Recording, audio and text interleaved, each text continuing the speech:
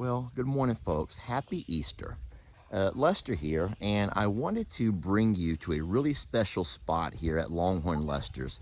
And even though we have Christmas chasing cats in the background, and of course we have Fiona at my feet who's trying to get some loving, today I wanted to introduce you and bring you to a really special spot over here. It's Lester's Prayer Place. It's a place that I come to sometimes just relax, hang out, reflect, and this morning, being that it's Easter, I wanted to retell a story. I want to tell you a story about three trees.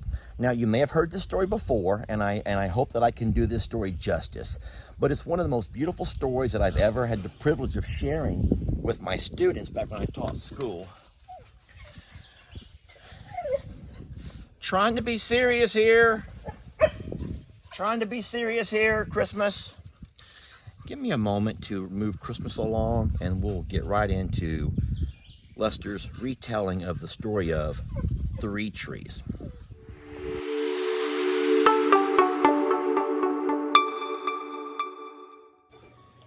The three trees.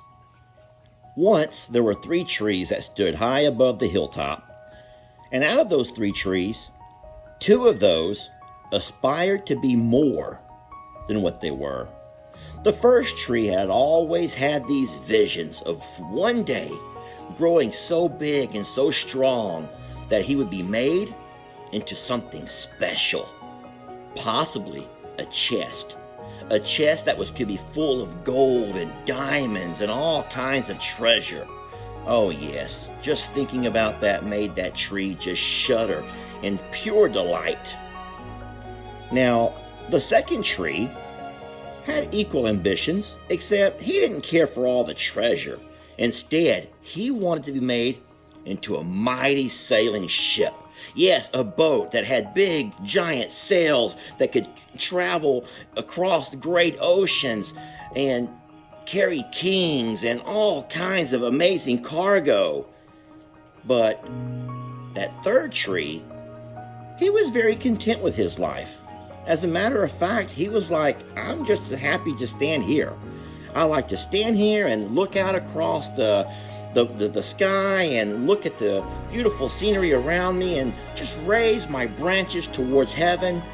I like it when the animals come by for shade and this is the life that I love. This is where I want to stay. When people look up at me, they can just see God's greatness.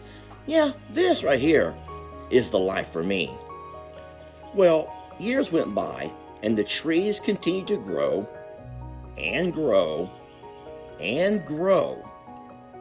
They were happy. And one day, three woodcutters made their way up the hillside towards the trees. The first tree was super excited as that woodcutter began to chop at his limbs. He's like, yes, finally, my dream is going to come true. They're going to take me and make me into a box, a treasure chest. I'm going to hold all of these riches. Look at me, guys. Look at me. Life is about to really change. And he couldn't wait. The second tree, sure enough, as that woodcutter began to chop him down, said the same thing. Yes, my time has come. It is now time for me to become that mighty ship I've told you all about. I will sail the mighty seas. I will sail across oceans. I will carry kings. I will carry amazing cargo. Just wait, guys. Just wait and see what I become. Now the third tree, as that woodcutter began to chop at him, he felt his heart break. No, this is not what I want. I want to stay here. I want to remain, doing what I'm doing now, being a part of nature. I want people to look at me and enjoy my shade and see God's greatness. Unfortunately, that was not the plans that God had for that tree. Well, sure enough, as time went by, the first tree was carried into a carpenter shop.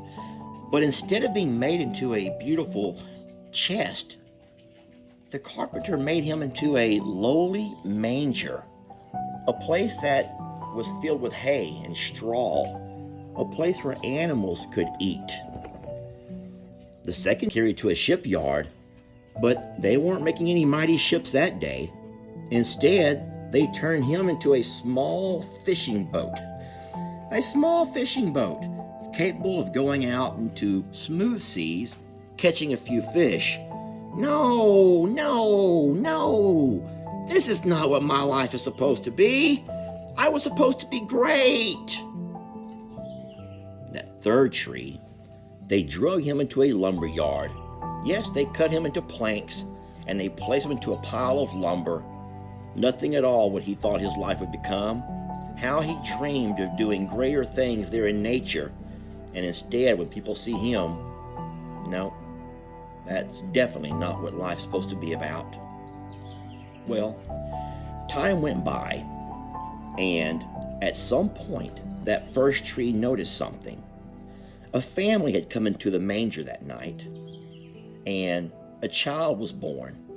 And when that mother put that child into that manger, he could tell.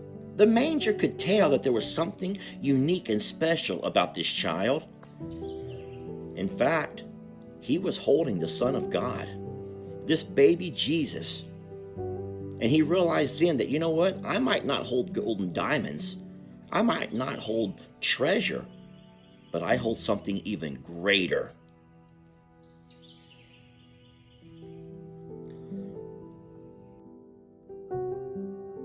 Many years later, a group of strangers came to that small fishing boat. They were going to take a voyage across the sea. It was a calm night, no problem.